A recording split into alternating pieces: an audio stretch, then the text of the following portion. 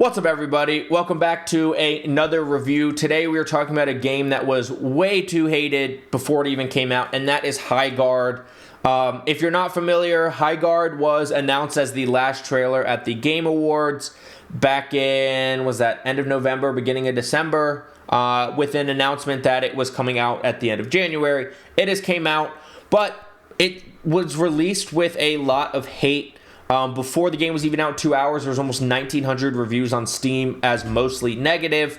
And so this game had hate before it ever came out. People at the end of the Game Awards expect a huge release trailer, whether that's an IP people have really been waiting for or a big epic trailer. A lot of people said like Divinity should have been the last game announced at the Game Awards. Turns out the developers who were ex-Apex and Titanfall developers wanted to shadow drop it like Apex, but Jeff Keighley loved the game so much when he tried it that not only did he want it in the Game Awards, he wanted it as the final trailer, and people were not excited by the trailer, and so they immediately were not excited by the game because of the spot it was in, the trailer they saw, and then Highguard did like no marketing from then on until a few days before release. And so people were left to speculate. People thought the game just wasn't going to release, and it built up this hate wave, and it didn't have enough time between announcement and release for that wave to die down. And so this game was released with hate where people were reviewing it. They were just loading it up and then closing it so they could leave a hate review. People were playing less than an hour just to say they hate it. People were uninstalling the game after a game because they went into the mindset of, I already hate this game, but I guess I'll give it a try. And so it was way too hated. And, you know, we're going to go through my normal process of review, pros, so-sos, and cons. And I'll give you my opinion. I'll tell you right now, I've enjoyed it. I don't think it should be as hated as it is. But if you're not familiar with the concept of Highguard, it is 3v3. You select your warden, who are the heroes in this game. You select your warden. They have their own kits. Then you have a mount. Right now, it's a giant panther, a bear, a horse, and like a griffin. It's got like a horse body and like an eagle head, whatever that thing's called, or like a lion body. And so then there's 3 phases in the game. There's the beginning phase, which only happens once. With like where you're trapped in your base, you can fortify walls.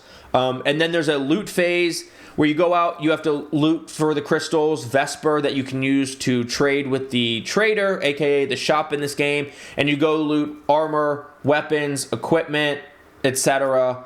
You can get wall repairs, wall reinforcements. You go out and loot that, and then the sword called the the Shield Breaker starts a 60-second countdown where it spawns in. The 2 teams of 3 fight over grabbing the Shield Breaker. Then you go to the other team's base and you plant the Shield Breaker, and it breaks open the bubble shield around them and around their base. And then inside their base, there's an A generator, a B generator, and a main stone. The idea is to blow up the base, which has 100 total health, by either blowing up both generators to win, or you can blow up just the main stone to win. And if you don't succeed, then there's 30 damage under their base by the shield splitter being planted. And then if you don't succeed in blowing up anything, your base takes a 30 shield hit. And then first one to run out of base health loses. Base blows up, game over.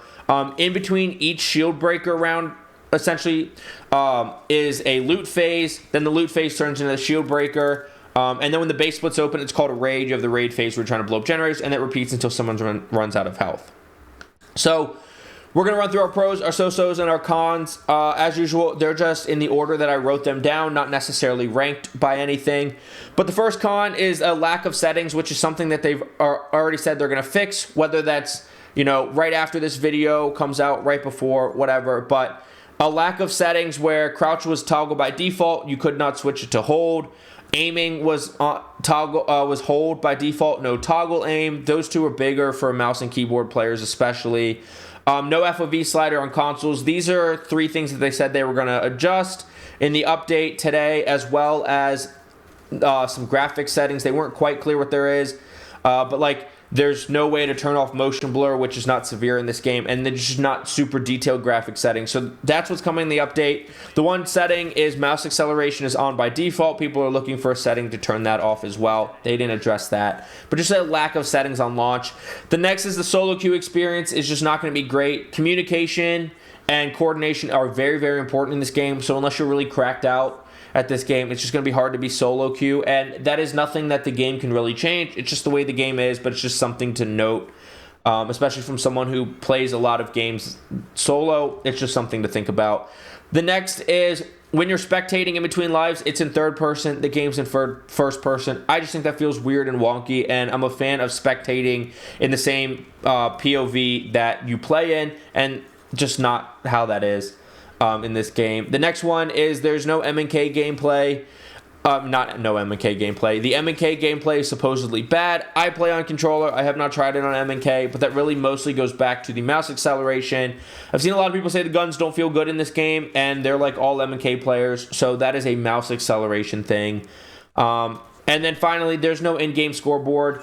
You can't check how many kills or deaths or anything you have. At the end of a match, there is an end screen that shows you kills, revives, walls broken, shield breakers planted, and there's one other stat that I can't think of off the top of my head. But there's no scoreboard in game, and there's not super detailed stats after game. I would like to see that added. Moving on to the so-sos is the footstep audio. The pros of the footstep audio is they are very present. They are very consistent. You do not really hear your own teammates or your own footsteps or mount. I would like a little bit just for like atmosphere and immersion, but I'm fine with not having that. The con and why this is in so-sos and pros is the enemy footsteps are way too loud. Now that sounds like a pro because you can hear your enemies, especially when they're on a mount coming, but that also means they can hear you coming and you can be heard from very, very far away. I would like the audio to be a little quieter so you can have a little bit of surprise on people, not hear them coming from 50 meters away. Next is the graphics. A lot of people's complaints about this game were the art style was just not great. I didn't like the art style, and I kind of lean into that. I think the graphics and the art style look like a very high-end mobile game or mobile game trailer. I don't think they're terrible, but they just don't pass for amazing graphics in 2026, and the art style people have just not enjoyed, and I'm so on it. I don't care too much about art styles in games.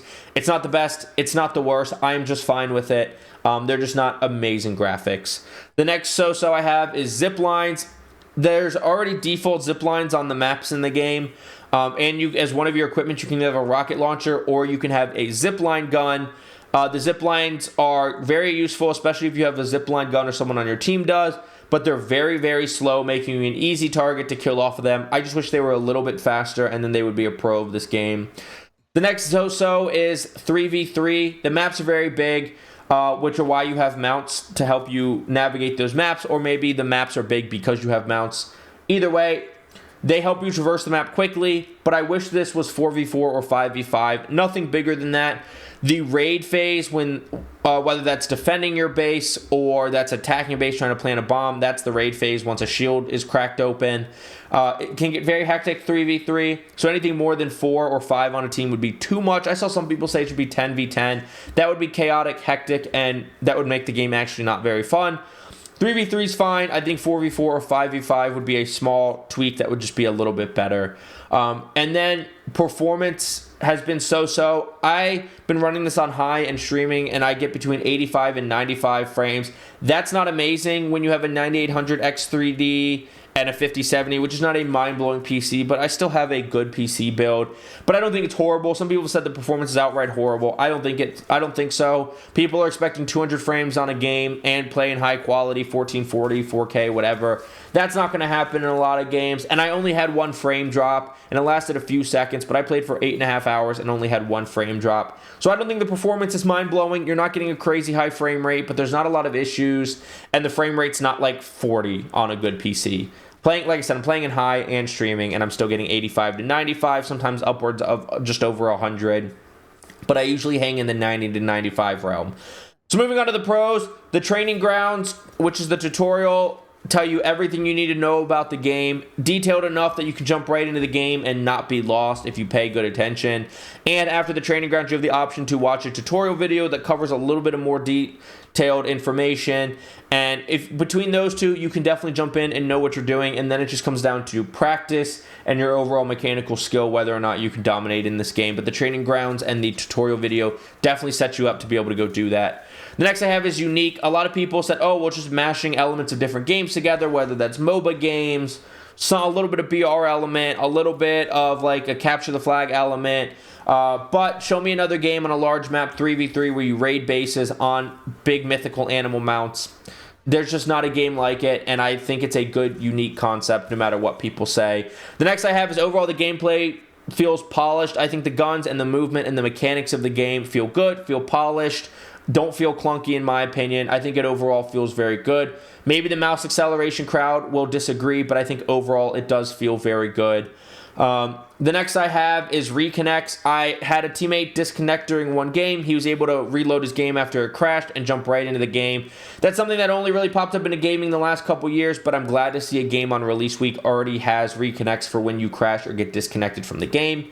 The next two pros I have go into that gameplay feeling polished pro, and I think the guns overall feel good. There's not so much recoil that it's hard to shoot, but there's still some recoil where you have to do some control. But just in the setting and the way the game works, I think the minimal recoil feels good in this game, and I think overall guns feel good. And then I think the movement feels really smooth in this game. You can combine your movement with like your mount's movement to get to higher places quickly. Like you can run on the mount, jump on the mount, dismount, jump, and get to a higher level without having to go through the slow process of climbing or mantling.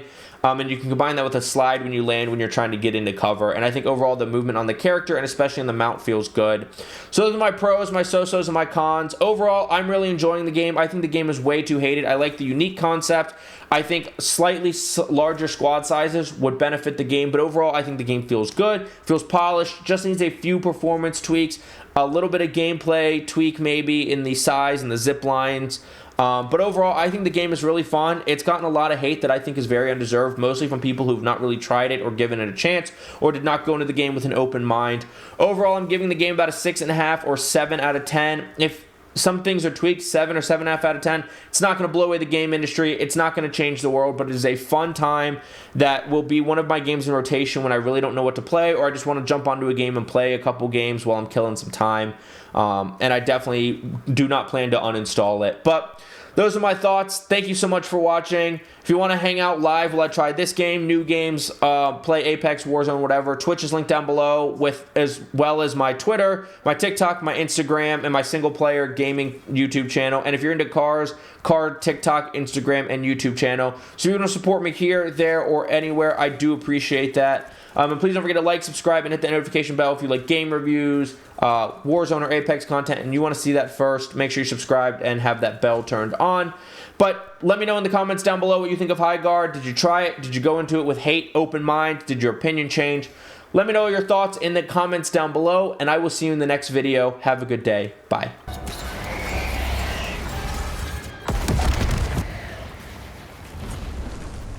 All we have to do is prevent them from getting our. Oh wait, we do still have time. We can go for B. I'm trying to. There we go. And there's one right in the middle of this. Eyes up. An enemy.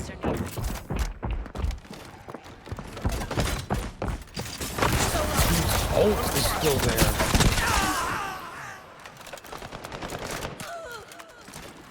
Got one. We will meet again. Planting on crystal. What is it actually called? I know it's not crystal. This could end it all. We keep calling it that because it feels like it makes sense.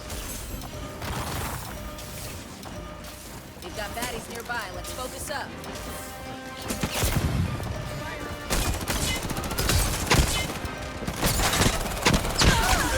Taking damage. One.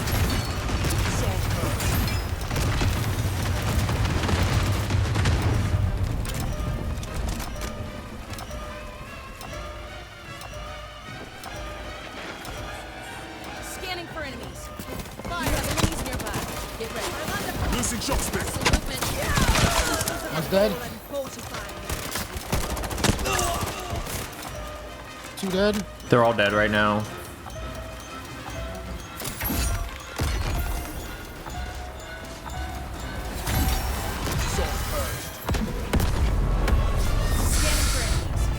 Fantastic job, team. Location secured. Well done. Yo, Ethan, how we doing, baby? It's Highguard. New game. that people are shitting on without even playing. Whew, I had 16 that game and planted twice.